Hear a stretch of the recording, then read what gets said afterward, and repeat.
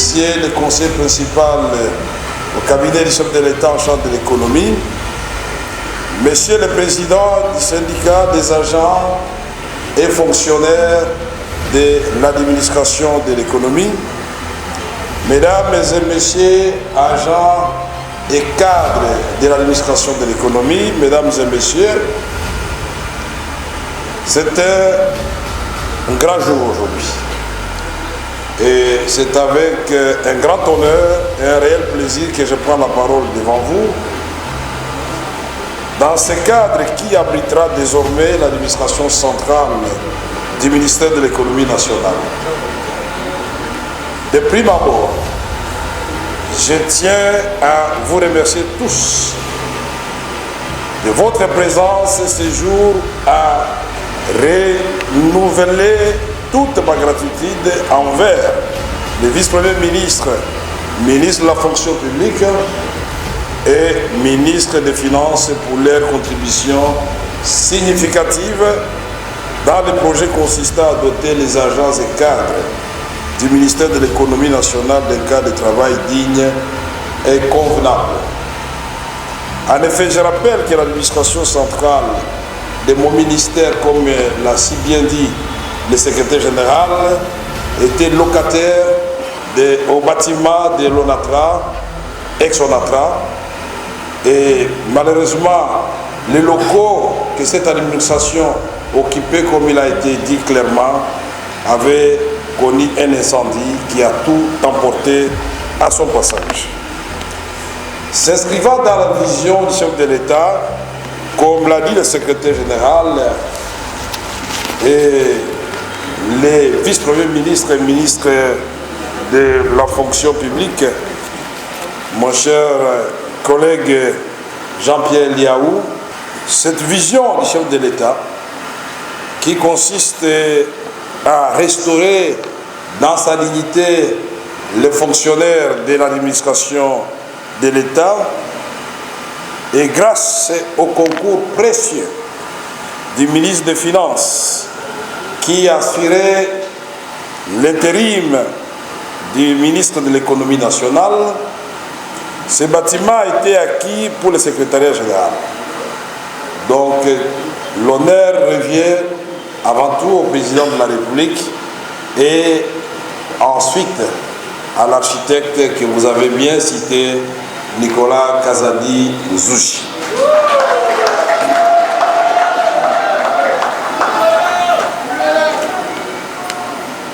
Dans le même élan, j'ai modestement à mon tour déployé les efforts nécessaires pour sa réhabilitation et son équipement en mobilier et en matériel informatique adéquat.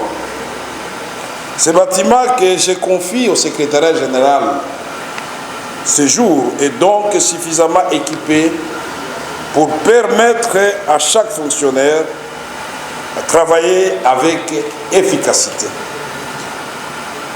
Au-delà du bâtiment, le souci d'améliorer les conditions de travail des agents de mon ministère se traduit aussi par le réajustement de la prime et indemnité permanente.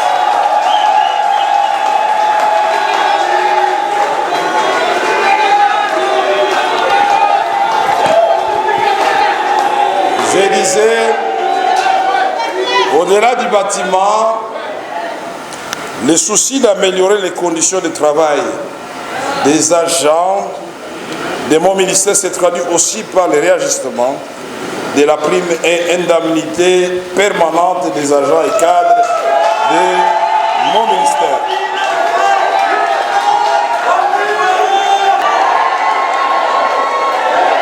Ce n'est pas un canular. Je veux de ce fait. Merci, merci, merci, merci. Merci les agents, merci beaucoup. J'aurais voulu par honnêteté que vous puissiez chanter aussi Oh Liaou, Oh Kazadi, Oh Bosi. Kazadi au Boji. Parce que tous ont signé ce document qui est désormais votre grille de salaire que je remets au secrétaire général pour multiplier et donner aux agents syndicaux.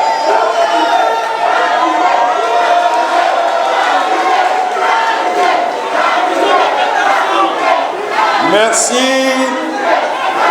Je voudrais dire sincèrement merci à mes collègues Jean-Pierre Liaou et Bois,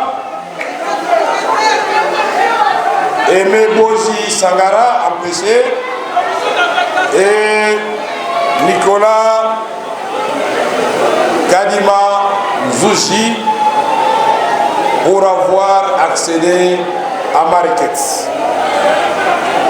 Aussi, je ne voudrais plus tolérer les retards au travail. Parce que, après recensement, ne vous en faites pas, les vice-premiers ministres, service de la fonction publique, ouvrent l'œil et le bon pour savoir qui sont réellement les actifs. Je voudrais l'informer que dans mon ministère, vous ne dépassez pas 120 ici à l'administration centrale.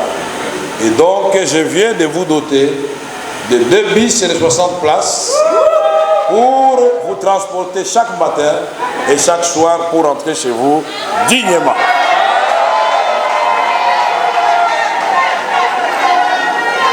Tous ces efforts visant à renforcer la solidité des fonctionnaires qui devront se traduire à l'amélioration de leur rendement, j'allais dire productivité. Pour ce faire, une feuille de route sera définie conjointement avec l'administration, indiquant les attentes du gouvernement, les attentes du ministre qui est en charge de la gestion des fonctionnaires. Ces feuilles de route se conformera bien sûr aux dispositions du cadre organique. Un séminaire de remise à niveau et une série de formations sera organisée pour le renforcement des capacités techniques des agents de mon ministère dans divers domaines. On va recourir au savoir-faire de Jean-Pierre Liaou et Bois, de Nicolas Kazadi en matière de finances publiques et de Gilles Lenguetti en matière de contrôle. Vous devez être un ministère réellement du marché, l'offre et la demande. Vous protégez l'entrepreneur, mais vous protégez aussi le pouvoir d'achat du consommateur. C'est un exercice auquel je vous convie. Plus de tracasseries envers les opérateurs économiques, plus de taxes fantaisistes, préservez le pouvoir d'achat de nos consommateurs et faites en sorte que les opérateurs économiques appliquent réellement la marge bénéficiaire légalement instaurée. Pour clore mon propos, je souligne la nécessité pour chacun d'entre nous, et particulièrement pour les agents et cadres de l'économie nationale, principaux bénéficiaires de ces bâtiments et des équipements, à en prendre le plus grand soin. Tout le monde a insisté là-dessus. Ces bijoux brillent aujourd'hui, nous voulons qu'ils continuent à briller. Le secrétaire général a introduit malignement une requête. Le ministre des Finances a entendu. Bon, s'il ne le fait pas, moi je vais le faire. Mais je sais qu'il le fera. Je serai doté d'un fonds pour l'entretien de ce bâtiment. Nicolas Kazadi va le faire, je le connais très bien.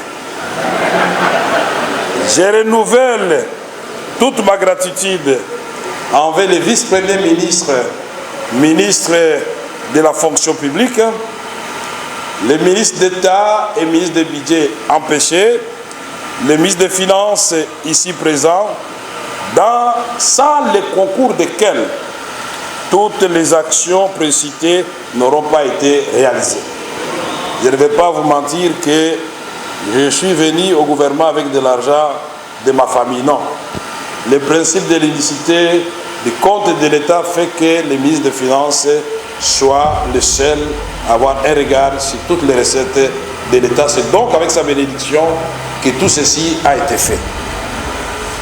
Bien sûr, tout ceci s'est réalisé avec la bénédiction de son Excellence, Monsieur le Président de la République, Fativante, Félix Antoine Tshisekedi Tshilombo, dont la vision, rappelons-le, a toujours été l'homme au centre de toute action du gouvernement. Ça vient de se matérialiser. Et je vous demande de l'applaudir frénétiquement.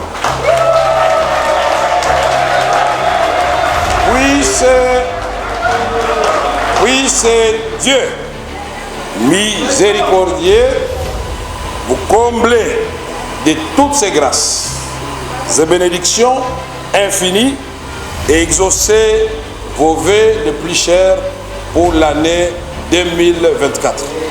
Bonheur, santé, réussite,